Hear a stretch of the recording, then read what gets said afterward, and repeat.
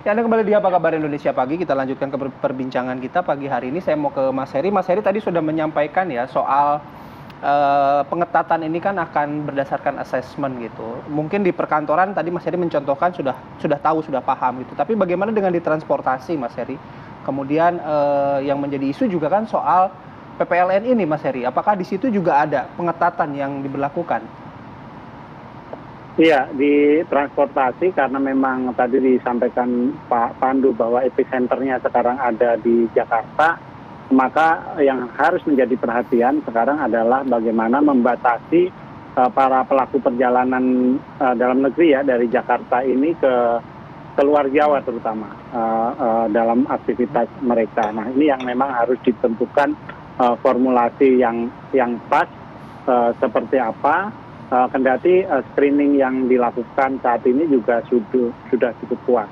Kemarin juga Pak Luhut menyampaikan bahwa untuk yang bepergian atau pergi ke tempat-tempat publik itu hanya diizinkan untuk mereka yang sudah vaksin 2 kali. Ini penting karena memang untuk mendorong juga yang masih vaksin 1 kali untuk mendapatkan yang dosis kedua, di samping kemudian memastikan keamanan mereka yang berada di tempat-tempat publik.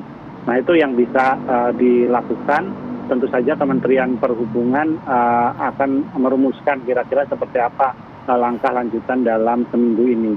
Nah, bagaimana dengan pelaku perjalanan luar negeri? Rasanya apa yang dilakukan dalam karantina ini semakin kesini terus berusaha diperbaiki ya, baik dalam hal fasilitas maupun mekanismenya. Tetapi yang patut menjadi perhatian sekarang adalah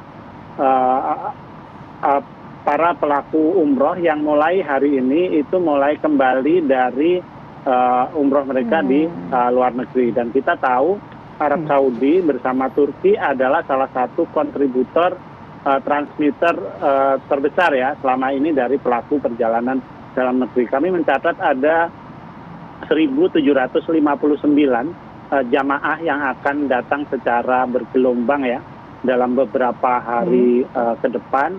Minggu lalu kami sudah berkoordinasi juga dengan para pemangku kepentingan untuk memastikan menyiapkan proses karantina para jemaah haji ini.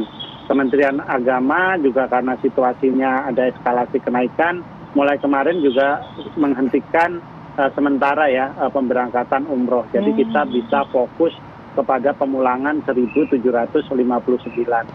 Di samping kemudian juga para pekerja migran Indonesia ini yang juga harus kita fasilitasi ya mereka untuk menjalani karantina karena sebagian besar mereka yang pulang itu adalah kontraknya sudah habis. Nah, bagaimana dengan non-PMI misalnya ya seruan pemerintah sudah jelas sejak Desember untuk tidak bepergian karena misalnya minggu lalu jumlah antara PMI dan non-PMI itu jumlahnya sudah 50-50. Jadi memang banyak juga ternyata pelancong yang pergi dan kemudian kembali pada awal Januari kemarin. Dan beberapa diantaranya salah satu selebriti ya keluarganya juga sampai positif 8 orang kayak gitu. Nah, ini yang bisa dilakukan oleh masyarakat ya untuk membantu kita semua tidak menimbulkan persoalan baru dari aktivitas mereka atau mobilitas mereka ke luar negeri. Di samping kemudian kita juga harus fokus bagaimana menghadapi transmisi lokal tadi ya. Sudah ada 155 kasus transmisi lokal di Indonesia, di mana 75%-nya ini berasal di Jakarta.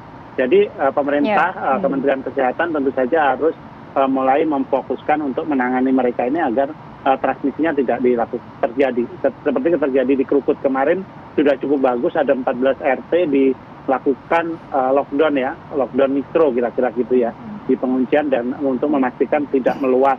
Nah, hal-hal itu yang harus kita terus perbaiki mekanismenya dan kita bikin SOP-nya yang lebih baik, antara lain karena dulu semua kelurahan sudah memiliki posko PPKM mikro, rasanya sekarang harus direaktivasi lagi untuk mengantisipasi setiap kejadian-kejadian kecil di tingkat komunitas. Ya, Mas, bagaimana juga menjawab mengenai ini? Banyak yang mempertanyakan juga, Omikron meningkat angkanya, tapi kok pemerintah kemarin memutuskan mencabut larangan masuk bagi warga negara asing dari 14 negara tersebut, Mas? Ya, Pak Pandu pasti bisa membantu dari secara epidemiologi, tapi 150 negara lebih sekarang yang sudah melaporkan transmisi Omikron di negara masing-masing. Terakhir Cina kemarin menemukan kasus pertama varian ini. Jadi memang pembatasan WNA ataupun WNI yang ada dari sana itu sudah menjadi kurang relevan lagi karena memang penularannya sudah meluas di seluruh dunia. 2 hari lalu kasus hariannya mencapai 3,2 juta, itu tertinggi sepanjang pandemi. Dan akan lebih baik kemudian kalau kita tetap fokus dalam menjaga pintu-pintu perbatasan dengan karantina yang ketat gitu. Sehingga tidak membedakan lagi karena itu mekanismenya juga nggak mudah, Mbak, panjang pendek gitu, penyaringannya juga secara teknis juga harus diperhatikan. Oke, baik Pak Pandu, saya geser lagi ke Pak Pandu. Pak Pandu, mungkin tadi Pak Pandu kan sudah menyebutkan ya, pemerintah sudah berpengalaman, kemudian termasuk gejala Omikron ringan dan soal vaksinasi gitu ya yang sudah semakin meningkat. Tapi saya kan lihat hari ini ada headline nih di Pos Kota itu. Pertama, pasien suspek Omikron. Nanti juga Mas Heri boleh berkomentar soal ini ya. Nah, pertama, pasien suspek Omikron meninggal dunia. Mungkin Pak Pandu, Mas Heri juga sudah mendengarkan informasi ini. Nah, bagaimana kita menyerap informasi seperti ini? Meskipun tadi Pak Pandu sudah menyebutkan tingkat vaksinasi kita sudah tinggi, kemudian rata-rata gejalanya ringan gitu, Pak Pandu. Iya, jadi kan berita yang belum tentu benar menjadi ngetop sekarang gampang gitu. Katanya kan kita diinformasikan sama pemerintah, tenang, waspada, angka kematian Omikron rendah sekali. Ya, terus kemudian kalau ada satu kematian dianggap, wah tuh ada yang mati gitu kan. Seperti berita pertama kali ada laporan kematian dari kasus di Inggris. Tapi kan ternyata kan yang diduga Omikron itu kan bukan Omikron kan, juga bukan COVID. Jadi seringkali dalam situasi seperti ini berita yang disampaikan tapi tidak dicek lebih lanjut kebenarannya akan lebih banyak menarik perhatian. Padahal yang menarik perhatian adalah sampai sekarang hampir sebagian besar seperti pelaku perjalanan luar negeri yang kemarin sempat diobservasi sekitar 500 lebih, ternyata yang hanya bergejala cuma 2 orang.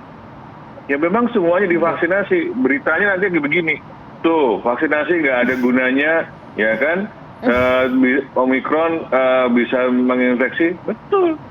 Karena vaksinasi memang kita harus beritahu tidak mencegah penularan, tapi mencegah supaya tidak sakit berat. Dampak ya? Nah, itu terbukti, dampaknya.